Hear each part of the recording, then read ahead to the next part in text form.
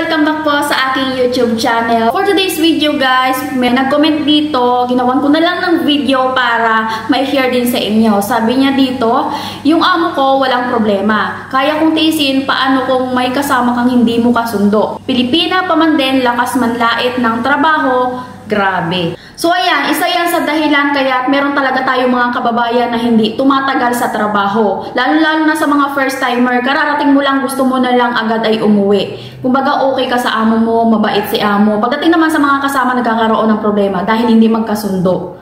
So, lalo-lalo sa mga first-timer guys, kararating lang, gusto na agad uuwi, gusto agad magpalipat ng amo, or mga bago pa lang tayong darating dito, na meron tayong mga dinatna na kasama. Yung ilan sa kanila, so hindi ko naman po nila lahat ha. Kung umasta sila, akala mo sila na yung dinatnan mong amo, na akala mo kung sino sila, kung mga pala desisyon, akala mo kung sino mag-utos, diba? Ikaw na baguhan pa lang, na syempre susunod ka lang sa kanila dahil nga sila medyo matagal na at sila na yung nakakaalam ng mga bagay-bagay. So, wag naman sana yung dumating sa point na kala mo kung umasta ka, ikaw na yung amo. Kung tratuhin mo, yung magiging kasama mo, ikaw na si amo. Kung makapag-utos ka, kahit trabaho mo, iutos mo pa. So, hindi talaga yan mawawala. Meron din tayong ma-experience dito na kaya hindi magkakasundo dahil nga nagpapakiramdaman sa mga bawat trabaho. Dito, mayroong talagang mga amo na hindi nagbibigay ng tuka-tukang trabaho. Kumbaga, gawin mo lang kung ano yung trabaho mo, tulong-tulong kayong lahat, kahit ilan pa kayo, 2 or 3, magtulong-tulong kayo sa lahat ng trabaho. Meron ding mga amo na nagbibigay ng tuka-tuka, kung ano yung trabaho mo, yun lang talaga yung gagawin mo. So ayan, unang-una talaga kaya hindi nagkakasundo is dahil sa trabaho. Merong isa na dapat tulong-tulong kayong lahat, yung isa hindi tumatrabaho, yung isa kikilos lang kapag nandyan si amo, kapag may nakatingin, 'di ba? Kaya hindi talaga kayo magkakasundo. Matuto tayong tumulong sa lahat ng gawain kapag meron tayong mga kasama. Gawin din natin ng maayos yung ating mga trabaho. At kung meron din naman tayo nadatna ng mga matagal na sila, sundin natin kung ano yung mga sinasabi nila at sundin natin kung ano yung mga tinuturo nila. So, dahil sila yung nakakaalam. Depende yan sa sitwasyon ng pag-uutos nila. Talaga dapat meron kang pakikisama dito or matuto kang magkusa. Kung meron kang nakikitang trabaho, dapat trabahuhin mo na. Hindi yung iaasa mo pa o iutos mo pa. Lalo na kung marami kayo, syempre magkakasama kayo sa trabaho. Magkakasama kayo niyan sa kwarto.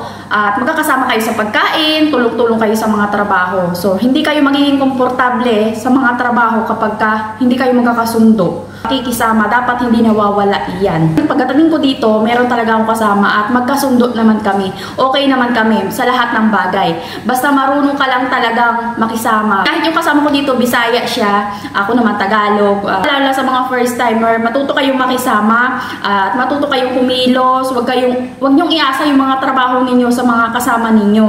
Kung hanggat meron kayo nakikita ng trabaho, trabahuhin nyo na lang.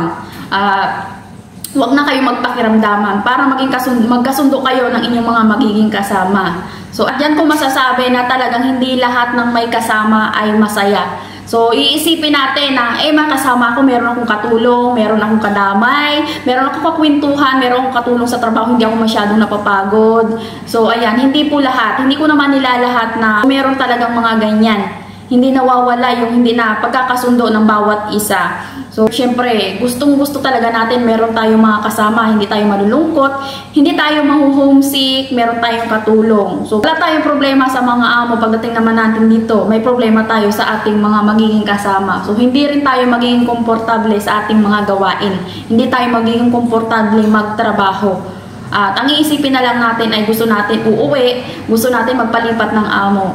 So ayan, hindi madaling magpalipat ng amo kapag nandito ka na. Hindi ganun kasimple. So syempre balik ka sa agency kapag gusto mo palipat ng amo. Pero paano kung mas worst pa yung nalipatan mong amo, di ba? Hanggang sa magpalipat ka na lang ng amo dito. Hindi ka makatagpo ng mabuti.